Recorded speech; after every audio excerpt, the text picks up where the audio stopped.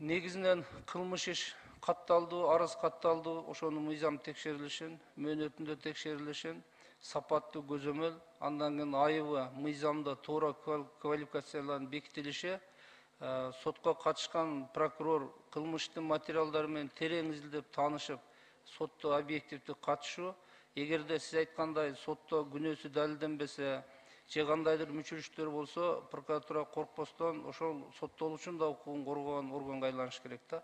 Бекитилген айып боюнча эле соттоп жиберебиз деген түшүнүктөн качышыбыз керекпиз. Азыркы канча кабыл алынган жазык процессуалдык кодекстердин бардыгында прокурор бекиткен айыбын аягына чейин соттош керек деген түшүнүк жок. Ал жерде адамдын укугун коргоо, бул коргоо айыпталуучу, соттолуучу же жабырлануучу жөнөкөй адам менен бирдей болуш керек. Экинчиден, мына азыр практикада бизде башталды.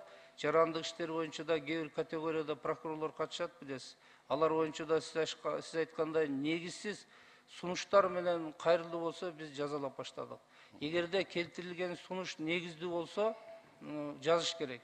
Негизсиз болсо, жанагы тараптарды кыйнап, жогорку сотко чейин алып барып, сотторго нагрузка кылып, прокурорлорго нагрузка кылганды биз токтотуу кадамдарын баштадык буюрса.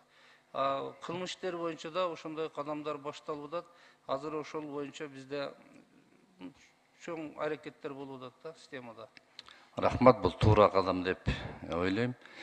Биринчи суроом, коррупциянын деңгээли боюнча азыркы учурда 20-жылы кайсы мамлекеттик орган чемпион болду? Биринчи, экинчи, үчүнчү орунду айткысызбы? Так салыштырып айтканда эми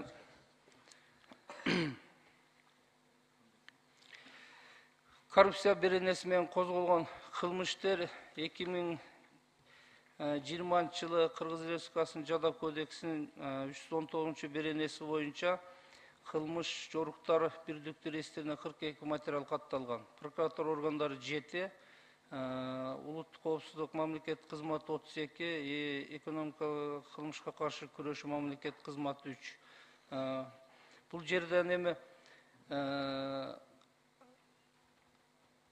20-жылдын биринчи жарымында Бишкек шаарында мына облус эл аралык уюмунун өкүлчүлүк эксперттик жардамы менен өзүчө талдоо жүргүздүк да.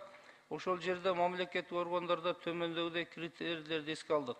Жарандарга мамлекеттик кызмат көрсөтүүлөрү, коррупция боюнча комиссиялары, ишеним телефондору, бизге жана өздөрүнө келип түшкөн арыздаттануулар, 20-жылы органдын кызматкерлерине кылмыштар жана жоруктар бирдиктүү реестриге катталган материалдар жана башка критерийлер эске алып, бул талдоо боюнча мамлекеттик каттоо кызматы биринчи орунда, биринчи орунда транспорт жана жол министрлиги, ички иштер министрлиги, билим берүү министрлиги, эмгек жана социалдык өнүктүрүү министрлиги. Бул мамлекеттик органдар башкаларга салыштырмалуу жарандар менен көп иштешет. Мамлекет кызматтары да көбүрөөк көрсөтүшөт. Ошондуктан ар кандай коррупциялык көрүнүштөргө мүмкүнчүлүк жаралат да. Бул эми критерий аныктаган боюнча бул так ушундай деп айтты коеюн, критерийге кирбей алган органдар да бар.